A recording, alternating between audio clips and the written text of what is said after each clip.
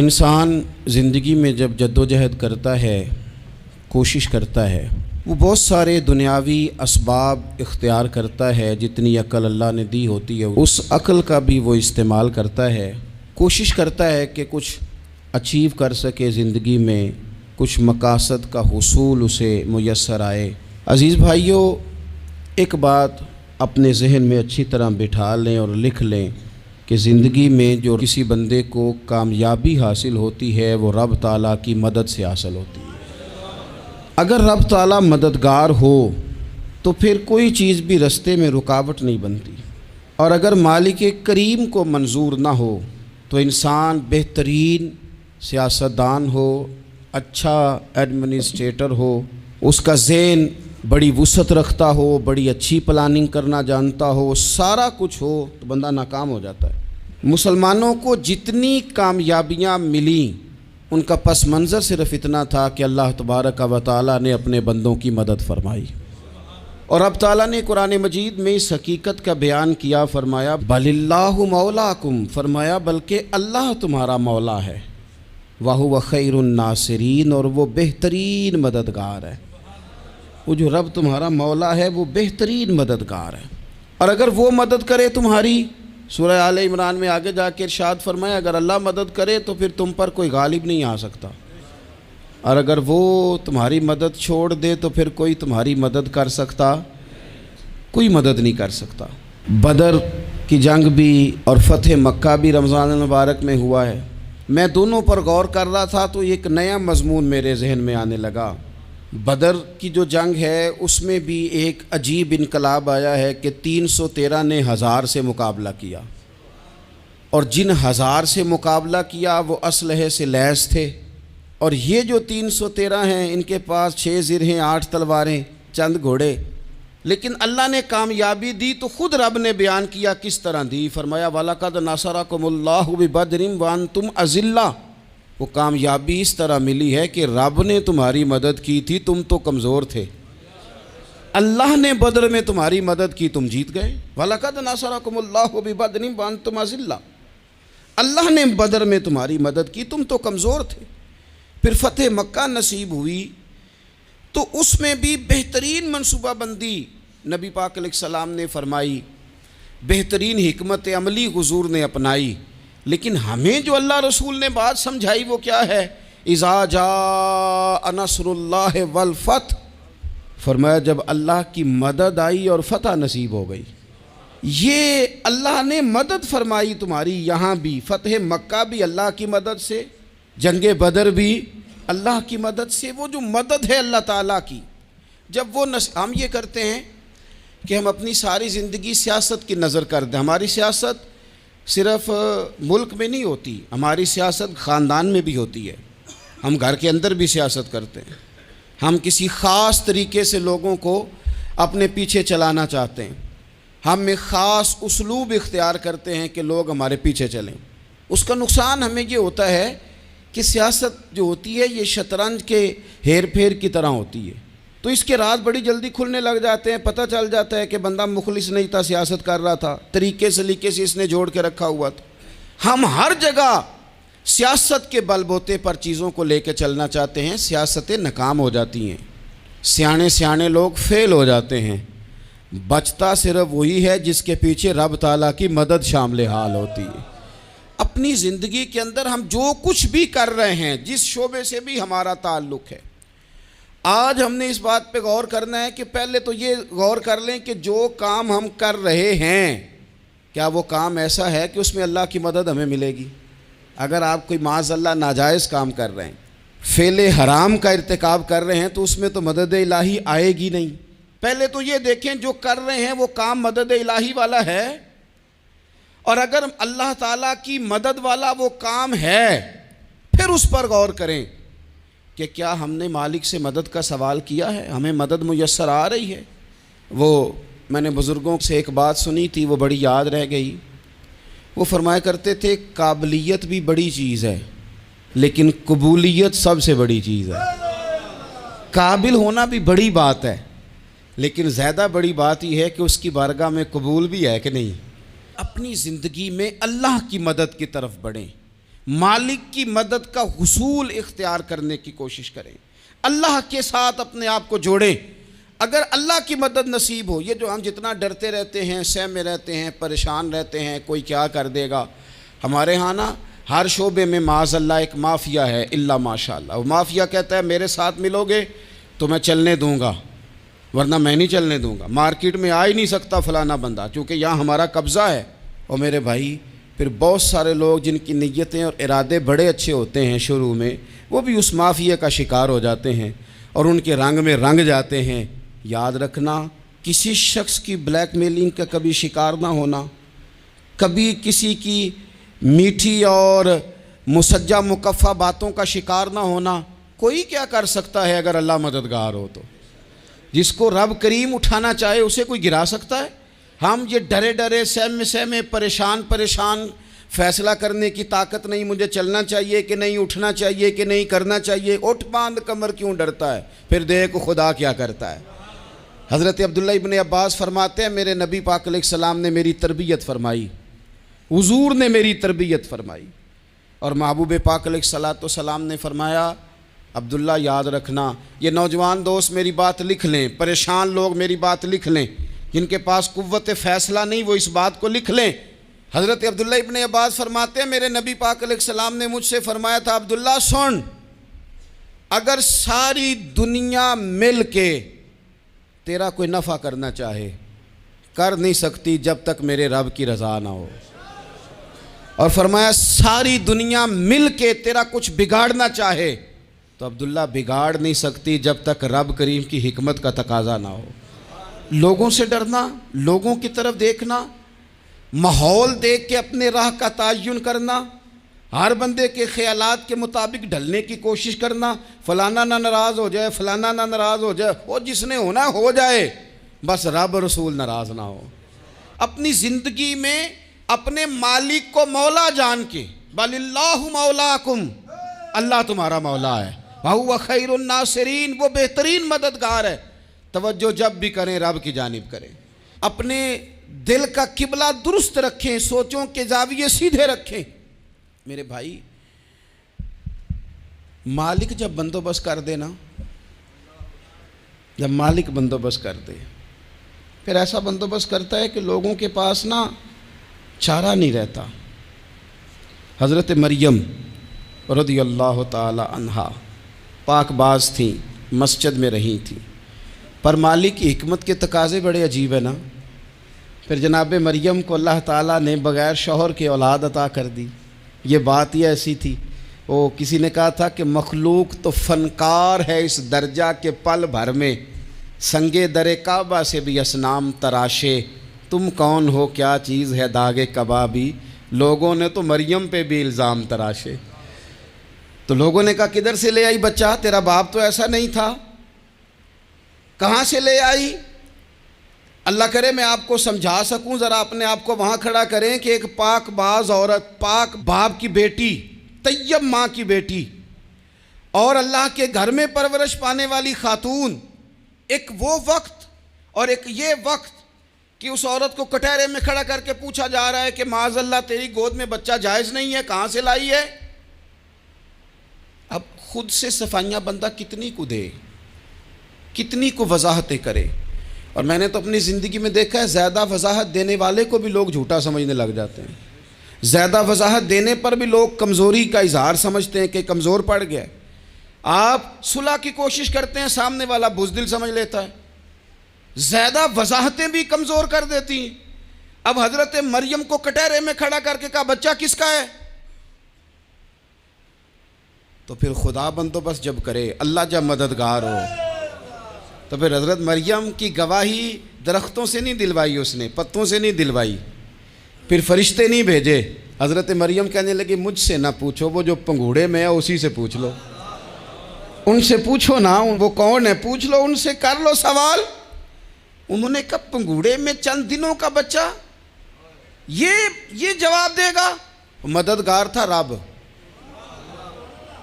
ان کی برات کا اعلان کرنا تھا مالک نے، اور جب مالک اعلان کر دے، جب مالک تیری صفائی دینا چاہے، جب مالک تجھے دنیا کے سامنے نکھارنا چاہے، تو پنگوڑے میں لیٹے حضرت عیسیٰ بول کے کہنے لگے انی عبداللہ آتانی الکتاب، فرمایا میں اللہ کا بندہ ہوں، رب نے مجھے کتاب عطا کر کے نبی بنا کے دنیا میں بھیجا ہے، میں اللہ کا بندہ ہوں، کتاب لے کے آیا ہوں، نبی بن کے آیا ہوں۔ پھر پنگوڑے سے اعلان ہو گیا، پھر بچہ بول پڑا، اور یہ ایک دفعہ نہیں بات ہوئی۔ یہ بنی اسرائیل میں ایک جریج نام کے شخص بھی تھے جو نماز پڑھ رہے تھے، بعض نے لکھا ہے نفل نماز تھی، اماں نے پکارا تو آئے نہیں، تو ماں کے منہ سے نکل گیا تو اتنی دیر تک مرے گا نہیں جب تک کسی بے حیا عورت کا منہ نہ دیکھ لے۔ تو وہ عبادت گزار تھے، لیکن لوگوں نے ان کی عبادت، ریاضت، پرہیزگاری کو نہیں دیکھا، بس ایک عورت کو بھیج کے الزام لگوا دیا۔ وہ عورت آیا جایا کرتی تھی، اب آ جاتی ہیں عورتیں، مسئلہ پوچھنے کی نیت سے بھی آ جاتی ہیں۔ ماحول میں کچھ جگہ ایسی بھی ہیں جہاں عورتیں دم کرانے کے بہانے آ جاتی ہیں۔ وہ خاتون آتی جاتی تھی اس خانقاہ پہ، آستانے پہ، یہ بخاری میں موجود ہے، پھر اس نے کہا میری گود میں جو بچہ ہے یہ انہی کا ہے۔ مجھے بتائیں کیسے بندہ وضاحت دے؟ حالات خراب ہو گئے، لوگ کٹیا جلانے لگے، ماحول اور طرح کا بن گیا۔ میرے نبی پاک علیہ الصلوۃ والسلام فرماتے ہیں پھر اس رب کے بندے نے کہا مالک تو کریم ہے، تیری مشیت کا تقاضا آیا جو میری ماں نے جملے بولے تھے، پر اب میں وضاحت دینے کے قابل نہیں رہا، اب تو ہی کرم کرے گا تو دروازہ کھلے گا۔ تو وہ چند دنوں کا بچہ پنگوڑے میں بول کے کہنے لگا میں اس درویش کا نہیں، میں تو فلانے چرواہے کا بچہ ہوں، وہ جو بکریاں چراتا ہے۔ رب کی مدد کو پکاریں، اپنے ساتھ اپنے مالک کی مدد کو شامل کریں، تھوڑے رزق پر بھی گزارا اچھا ہونے لگ جائے گا۔ سارے لوگ آپ کو گرانے کی تدبیریں کر رہے ہوں گے اور مالک آپ کو عزتیں عطا فرما دے گا، اس کی بارگاہ سے حکمت کا تقاضا اور ہو جائے گا۔ ہم نے ساری زندگی لوگوں کو راضی کرنے میں گزار دی، ساری زندگی بڑھاپا آ گیا بچوں کو پالتے، اور بچوں نے آخری عمر میں کہہ دیا ابا اگر کوئی ڈھب کا کام کر لیتے تو آج ہمارے دن بھی پھر نہ جاتے۔ ساری زندگی گزار دی بہن بھائیوں کو راضی کرنے میں، ساری زندگی گزار دی ذمہ داریاں اٹھانے میں، ان کو 99 دفعہ دیا، ایک دفعہ نہیں دیا تو انہوں نے کہہ دیا تو نے تو کبھی دیا ہی نہیں، تو تھا ہی نہیں۔ ساری زندگی محلے داروں، علاقے والوں کو راضی کرنے میں گزار دی۔ اور میں نے ایسے لوگ بھی دیکھے دین کے لیے وقت گزارا، لیکن جب بڑھاپے میں دانت کام نہ کرتے تھے تو وقت کے مفتیوں کو بھی مسجدوں کی کمیٹیوں نے کہہ دیا اب آپ کی سمجھ نہیں آتی، ہم نے خطیب کو یور رکھنا ہے، نہ دیکھو دنیا کی طرف، دنیا رلا دیتی ہے، نہ راضی کرو بندوں کو، بندے تھکا دیتے ہیں، نہ پیچھے بھاگو ہر وقت دنیا داروں کے، یہ انسان کو کمزور کر دیتے ہیں۔ وہ تو کریم ہی بڑا ہے، 2 آنسو زمین پر بعد میں گرتے ہیں، بندے کے گناہ سارے پہلے معاف فرما دیتا ہے۔ اللہ کی مدد کا حصول، اپنے مالک کی مدد کی طرف بڑھنا، آپ کو بدر کی جنگ بھی یہی درس دے گی، آپ کو احد کا میدان بھی یہی سبق دے گا، فتح مکہ بھی یہی سبق دے گا۔ میرے دوستو جب رب مدد فرمائے، جب اللہ مددگار بنے، دوستوں سے ایک بات اکثر کرتا ہوں، میں کہتا ہوں کہ جتنے درد سے آپ امیر کو اپنی کہانی سناتے ہیں نا، اور جس طرح آپ کے آنسو بات کرنے سے پہلے گر جاتے ہیں کہ غریب ہیں، بچیاں ہیں، کاروبار نہیں، او میرے سنگیو، اس سے آدھے آنسو اپنے رب کی بارگاہ میں بکھیرو، اس کے حضور عرض گزار ہو جاؤ، اس سے طلب کرو۔ ایک وقت انسان پر زندگی میں ایسا آتا ہے کہ اسے یوں محسوس ہوتا ہے کہ میرا سایہ بھی ذرا سا پیچھے ہٹ گیا ہے، اسے یوں لگتا ہے کہ میں کسی سہارے پہ ہاتھ ڈالتا ہوں تو وہ بھاگ جاتا ہے مجھ سے، لیکن مالک کی بارگاہ ایسی عظیم بارگاہ ہے، رب رسول کے آستانے اتنے بڑے ہیں کہ آپ جب وہاں کشکول طلب دراز کرتے ہیں تو جھولی پھیلانے میں دیر لگتی ہے، ان کو بھرنے میں تو کوئی دیر نہیں لگتی۔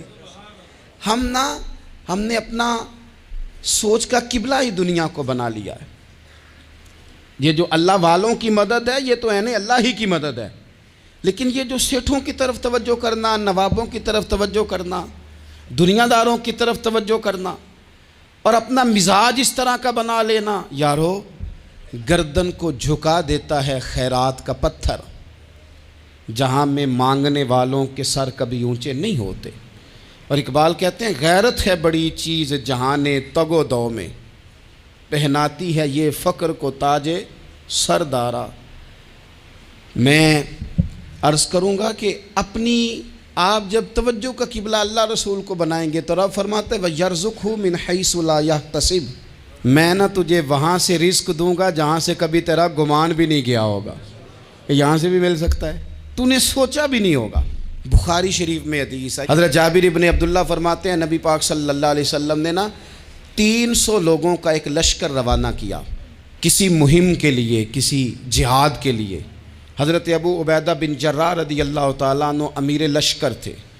فرماتے ہیں غربت اتنی زیادہ تھی، بھوک اتنی زیادہ تھی کہ ایک ایک کھجور دن میں ایک وقت کھانے کو ملتی تھی، اور کچھ دن ایسے آئے کہ اب کھجور بھی نہیں مل رہی۔ فرماتے ہیں اتنی زیادہ بھوک لگی مجاہدین کو 300 بندہ پتے کھا کے گزارا ہونے لگ گیا۔ یہ بخاری میں موجود ہے۔ آپ فرماتے ہیں کہ دریا کے کنارے ہمارا پڑاؤ تھا، ٹھہراؤ تھا، جب بھوک سے نڈھال ہو گئے نا وَيَرْزُقْهُ مِنْ حَيْثُ لَا يَحْتَسِبُ، اللہ وہاں سے روزی دیتا ہے، گمان بھی نہیں ہوتا۔ فرماتے ہیں ایک مچھلی اللہ تعالیٰ نے دریا کے کنارے بھیجی، فرماتے ہیں وہ تھی تو مچھلی پر پہاڑ جتنی تھی۔ بخاری میں لفظ ہیں، حضرت جابر ابن عبداللہ رضی اللہ تعالیٰ عنہ فرماتے ہیں 300 آدمی 18 دن تک اس مچھلی کو کھاتے رہے، مچھلی ختم ہی نہیں ہوئی۔ مچھلیاں نہیں، مچھلی کہتے ہیں 18 دن 300 بندہ کھاتا رہا، مچھلی ختم ہی نہیں ہوئی۔ اور فرماتے ہیں کہ اس کی ہڈی نکال کے، کانٹا کہیں گے آپ اپنی زبان میں، کہتے ہیں وہ نکال کے نا تو اس کو کھڑا کیا نا جب، تو اونٹ کجاوے سمیت اس کے بیچ سے گزر جاتا تھا، 2 اس کے کانٹے جوڑے۔ فرماتے ہیں وہ اس کا گوشت ہم کھاتے تھے اور اس کی چربی بطور تیل کے ہم جسموں پہ ملتے تھے، بیماروں کو اس سے سکون آتا تھا، تندرستی شفا ہوتی تھی۔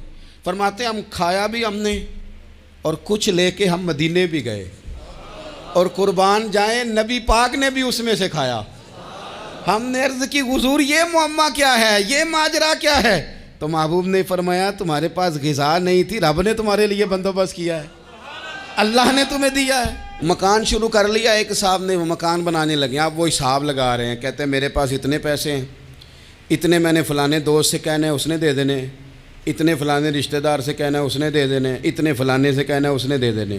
یہ ساری کاپی بنا کے مکان شروع کر لیا۔ جو روز کہتا تھا نا کوئی حکم ہو جاتے 10 سب سے پہلے اس کو کہا میاں پیسے چاہیے دین، وہ کہندا ہو کل ہی منڈا ٹوریا ہے، کدے تو پرسوں 10 داتے لب جانے سن۔ میں آپ کو اپنے تجربے کی بات بتا رہا ہوں۔ جن لوگوں کا خیال ہوتا ہے نا کہ آپ سٹارٹ کریں فلانا کام، ہم آپ کے ساتھ ہیں، اللہ کا ہی کوئی نظام ہے، وہ بالکل بھی نہیں ساتھ ہوتے۔ لیکن ایسا نہیں ہے کہ کوئی ساتھ نہیں ہوتا، اللہ تعالیٰ بڑے اسباب پیدا کرتا ہے، وہاں سے دیتا ہے جہاں سے گمان بھی۔ ہمارا یہ ذہن بن جاتا ہے ہم ساری اپنے حساب سے چلتے ہیں، اتنے رشتہ داروں سے اتنے، کون آپ کے ساتھ چلے گا؟ سوال ہی نہیں پیدا ہوتا۔ یہ سارے کام چھوڑ کے سب سے پہلے 2 رکعتیں پڑھو، اپنے رب کی بارگاہ میں، رسول کائنات کی بارگاہ میں گزارشات اور استغاثے پیش کرو، وہاں سے خیر طلب کرو۔ دنیا دار کیا دیں گے، کیا دے سکتے ہیں، کیا حیثیت ہوتی ہے کسی؟ اللہ کہتا ہے وہاں سے دوں گا۔ تو جو اللہ مال دے وہ لینا چاہیے کہ رشتہ داروں کا مال دیکھنا چاہیے؟ جو اللہ دے وہ لینا چاہیے کہ سیٹھوں نوابوں کی جیبیں دیکھنی چاہیے؟ جو اللہ دے وہ قبول کرنا چاہیے یا دیکھنا چاہیے کون سا آدمی کہاں پہنچ گیا؟ چھوڑو، اپنی مٹی پہ چلنے کا سلیقہ سیکھو۔ کسی کے سنگ مرمر پہ چلو گے تو پھسل جاؤ گے، پھسل جا۔ اس پر ایک اور بات عرض کر دوں، صحیح بخاری سے، مسلم سے ایک اور بات۔ کچھ چیزیں ایسی ہیں جن سے اللہ کی مدد آتی ہے، مدد ملتی ہے۔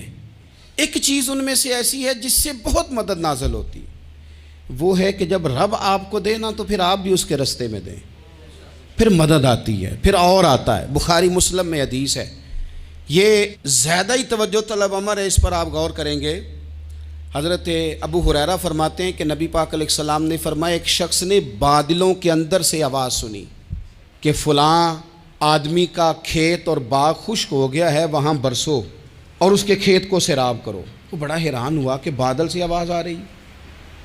پھر اس نے دیکھا کہ ایک پہاڑی پر بارش ہوئی، وہ بادل وہاں برسا، پھر نالیوں سے ہوتا ہوا پانی ایک طرف چلا تو جس نے آواز سنی تھی حضور بیان کر رہے ہیں، وہ بھی پیچھے پیچھے چلا کہ پانی کدھر جا رہا ہے۔ اس نے جا کے دیکھا کہ ایک مقام پہ ایک باغ کو وہ پانی لگ رہا ہے اور ایک آدمی وہ پانی لگا رہا ہے۔ اس نے اس سے پوچھا تیرا نام کیا ہے؟ اس نے کہا کیوں؟ کہنے لگا بتا نا۔ اس نے نام بتایا تو کہنے لگا یہی تو وہ نام ہے جو میں نے بادلوں کے اندر سے سنا ہے کہ فلاں کے کھیت کو پانی دے دو۔ اس نے کہا یار تو کیا عمل کرتا ہے کہ اسپیشل تیرے لیے بارش برسے؟ یہ بخاری پڑھ رہا ہوں، سیاستہ سے حدیث عرض کر رہا ہوں۔ اس سے پوچھا تو کیا کام کرتا ہے کہ جناب اللہ تبارک و تعالیٰ کا حکم کرم آیا کہ خاص تیرے لیے پانی برسے اور تیرے کھیت کو سیراب کرے؟ تو اس نے کہا چھوٹا ذمہ دار ہوں، پر جب فصل اگتی ہے تو 3 حصے کرتا ہوں، ایک حصہ اپنے بال بچوں پہ بہن بھائیوں پہ خرچ کرتا ہوں، ایک حصہ پورا، اور ایک حصہ دوبارہ کاشتکاری پہ لگاتا ہوں، اور تیسرا حصہ خالص میں نے مسکینوں، یتیموں اور غریبوں کے لیے رکھا ہوا ہے۔ وہ جو تیسرا حصہ اللہ کرے آپ سمجھیں، وہ رب کے بندوں پہ تیسرا حصہ خرچ کرتا ہے نا، تو کریم مالک نے فرمایا جہاں سے غریب کا حصہ جاتا ہے وہ کھیت خشک نہیں رہنا چاہیے، وہ جہاں سے مسکین روٹی کھاتے ہیں وہ خشک نہ رہے، جہاں سے یتیموں کو کچھ آتا ہے کہیں اس کی فصل رہ نہ جائے۔ میں اور آپ بھی اگر اپنے مال میں مسکینوں، یتیموں، غریبوں کے حصے رکھ لیں گے تو فصلیں خشک نہیں رہیں گی، ان کے اندر تازگی آئے گی، نور آئے گا، کرم آئے گا، خاص کر خدا کی رحمت برسے گی۔ مدد اللہ سے چاہیں، اپنی توجہات کا مرکز رب رسول کی ذات کو بنائیں، پھر آپ محسوس کریں گے کہ بڑی جلدی اللہ تعالیٰ کی مدد آنے لگی ہے۔ کبھی آپ صرف کہہ دیں نا میرا رب میرے ساتھ ہے، اس لفظ میں اتنی طاقت ہے کہ دشمن ویسے زیر ہو جاتا ہے۔ زندگی میں کسی سے بھی لڑائی ہو تو اچھی طرح سوچ لیں کہ اللہ اس طرف ہے یا اس طرف ہے۔ اگر آپ زیادتی پہ ہیں تو پھر رب مظلوم کی جانب ہے۔ اگر اللہ کی مدد آپ کے ساتھ ہے تو دنیا کی کوئی طاقت آپ کو گرا نہیں سکتی، اور اگر آپ مظلوم کے مقابلے میں ظالم بن کے آپ کھڑے ہو گئے ہیں اور آپ نے رویہ وہ اختیار کیا ہے کہ جس میں مدد نہیں آئے گی، تو پھر یاد رکھ لیں کہ آپ کوئی بھی ہیں، کہاں بھی ہیں، آپ کمزور ہیں۔ طاقتور تھے ابتدائے اسلام میں، ظاہری طاقت تھی کفار مکہ کے پاس، وہ ڈنڈوں سے مارتے تھے غریبوں کو، ان کے ہاتھوں میں ڈنڈے تھے، پر خدائی طاقت ان مظلوموں کے ساتھ تھی۔ صاحب زرقانی نے لکھا ہے حضرت زنیرہ رضی اللہ تعالیٰ عنہ ایک لونڈی ہیں، غریب ہیں، ماڑے دا کی کام محمد ناس جانا یا رونا، غریب سادی بی بی اور لونڈی کنیزہ، ایک مشرک کی کنیزہ تھی، انہوں نے کلمہ پڑھ لیا، وہ ڈنڈوں سے مارتا، دروں سے مارتا، تکلیف دیتا۔ حضرت زنیرہ رضی اللہ تعالیٰ عنہ کو اتنا مارا، اتنا مارا۔ اب آپ ایک اور پہلو پر بھی غور کریں، مار بھی پڑ رہی ہے پر خدا ادھر ہی ہے، اللہ کی مدد ادھر ہی ہے۔ رب کہتا ہے کہ پہلے تو صبر کرنا، ان اللہ مع الصابرین، تو صبر کرے گا تو پھر رب کی معیت ملے گی، ذرا ٹھہرنا، تو تھوڑا ڈٹنا۔ ان الذین قالوا ربنا اللہ ثم استقاموا تتنزل علیہم الملائکہ، تو کہے اللہ میرا رب ہے، پھر تو پہلے ڈٹ، پہلے تو نے ڈٹنا ہے۔ ثم استقاموا، جو ڈٹ گیا، تتنزل علیہم الملائکہ، ڈٹنے والے کے لیے مدد آتی، پہلے تھوڑا ٹھہرنا پڑتا ہے، پہلے تھوڑا صبر کرنا پڑتا ہے، حوصلہ کرنا پڑتا، اس کے بعد مدد آتی۔ مار پڑ رہی ہے، مارا جا رہا ہے حضرت زنیرہ کو، ان کا مالک جو ہے ظاہری آقا وہ مار رہا ہے، یہ کنیزہ ہے، اتنا مارا اتنا مارا، ان کی بینائی چلی گئی، نظر آنا بند ہو گیا۔ ابو جہل آیا اور کہنے لگا زنیرہ دیکھا نا ہمارے بت تیری آنکھیں لے گئے، معاذ اللہ، لات و منات ہمارے بتوں نے تجھے اندھا کر دیا۔ اب ایسا نہیں ہے کہ بی بی روتی جا رہی ہے، روتی جا رہی ہے، مایوسی مایوسی، معاذ اللہ، پریشانی، غریبی بڑی ہے، پوچھنے والا کوئی نہیں، یہ باتیں نہیں۔ کیا جملے ہیں خاتون کے، کیا لفظ ہیں۔ ابو جہل نے تنزیہ کہا، معاذ اللہ، کہنے لگا دیکھا نا ہمارے بتوں نے تجھے اندھا کر دیا۔ تو جناب زنیرہ آنکھوں کی بینائی گئی ہے، رات کو گئی ہے، دکھ ابھی تازہ ہے، لیکن اللہ پہ جو توکل ہے، اپنے مالک سے جو رشتہ ہے، وہ اتنا مضبوط ہے، اتنا طاقتور ہے، اس میں اتنی گہرائی ہے کہ حضرت زنیرہ بول کے نا اتنی قوت سے بولی، اتنی طاقت سے بولی کہ پورے کفر پر لرزہ طاری ہو گیا۔ فرمانے لگی تمہارے بتوں کی کیا اوقات ہے کہ وہ میری بینائی لے جائیں؟ یہ میری رب کی حکمت کا تقاضا ہے۔ جب تک اس نے چاہا زنیرہ دیکھتی رہی، اور جب اس نے چاہا زنیرہ کی آنکھوں کی بینائی چلی گئی، اور اگر وہ چاہے گا نا تو بینائی واپس بھی کر دے گا۔ اگر ہو ذوق یقین پیدا تو کٹ جاتی ہیں زنجیریں، اگر وہ چاہے گا تو بینائی آ بھی جائے گی۔ حضرت زنیرہ نے رات کو یہ لفظ کہے، ابو جہل اور سارے کفار ڈر کے سن کے چلے گئے، آپ اطمینان سے آ کے بستر پہ سوئی۔ جب سویرے اٹھی تو اللہ نے آنکھوں کی روشنی واپس کر دی تھی۔ آنکھوں کی اب چھڑی پکڑی ہے، بازاروں میں گھومتی ہے، کہتی ہیں بلاؤ کدھر ہے تمہارے نعت و منات، دیکھو میرے رب نے روشنی واپس کر دی۔ آ کر میرے ساتھ ادھر آ، ستمگر ہنر آزمائیں، تو تیر آزما ہم جگر آزمائیں۔ بیمار لوگوں یاد رکھو، کہہ دیا ڈاکٹر نے کہ تو بڑا بیمار ہے، تو بڑا کمزور ہے، یہ ہو گیا وہ ہو گیا، تو ڈاکٹر اپنے علم کے مطابق بات کر رہا ہے، ہوگا تو وہ جو میرا رب چاہے گا۔ کمزور ہو جانا، پریشان ہو جانا، تکلیف میں آ جانا، پتہ نہیں بات ہو گئی ہے تو جانے کیا ہو جائے گا۔ اپنی زندگی کے اندر اپنے رب سے رشتہ مضبوط کریں، رسول کائنات سے رشتہ مضبوط کریں، اللہ والوں سے رشتہ مضبوط کریں۔ حضرت زنیرہ نے پیغام دیا کہ زندگی میں جو جینا چاہتے ہیں تو وہ رب کا نام لے کے جی سکتے ہیں، جو اپنی زندگی میں خوشیاں دیکھنا چاہتے ہیں تو رسول اللہ کے نام پر خوشیاں دیکھی جا سکتی ہیں۔ توکل کی بنیاد پر بندہ خوشیاں لے سکتا ہے، اور اگر انسان میں توکل نہیں ہے تو پھر وہ اس کالے جادو سے بھی ڈر رہا ہے، وہ نیلے سے بھی ڈر رہا ہے، وہ پیلے سے بھی ڈر رہا ہے، وہ فلانے سے بھی ڈر رہا ہے، وہ میرے خلاف فلانا رشتہ دار سازش کر رہا ہے تو ڈر رہا ہے، فلانا میرے بارے میں یہ کر رہا ہے تو ڈر رہا ہے، وہ پتہ نہیں دنیا ادھر ہو جائے گی تو کیا ہو جائے گا، اٹھ باندھ کمر کیوں ڈرتا ہے، پھر دیکھ خدا کیا کرتا ہے۔ تو اس ساری گفتگو کا نچوڑ آپ کو یہ عرض کیا ہے، سب سے پہلے تو یہ کہ میدانوں میں مدد بھی اللہ کی، رزق میں مدد بھی اللہ کی، فصلیں خشک ہوں تو مدد پھر بھی اللہ کرے، تو پھر ساری مدد، اور اگر انسان بیمار ہو تو پھر بھی مدد اللہ کی۔ تو اپنے اللہ کی جانب توجہ کو بڑھائیں، آپ اللہ سے مدد کے سوالی بنیں۔ ترمذی کی ایک حدیث ہے، میں آپ کو زندگی کا تجربہ بتاتا ہوں کہ جب میں بڑا پریشان ہوتا ہوں تو یہ والی روایت کھول لیتا ہوں، مزہ دیتی ہے۔ میرے نبی پاک علیہ السلام نے فرمایا اپنے دکھ سیٹھوں نوابوں کو نہ کہنا، مالداروں کا نہ کہنا، ورنہ اللہ تمہیں کبھی غنی نہیں کرے گا۔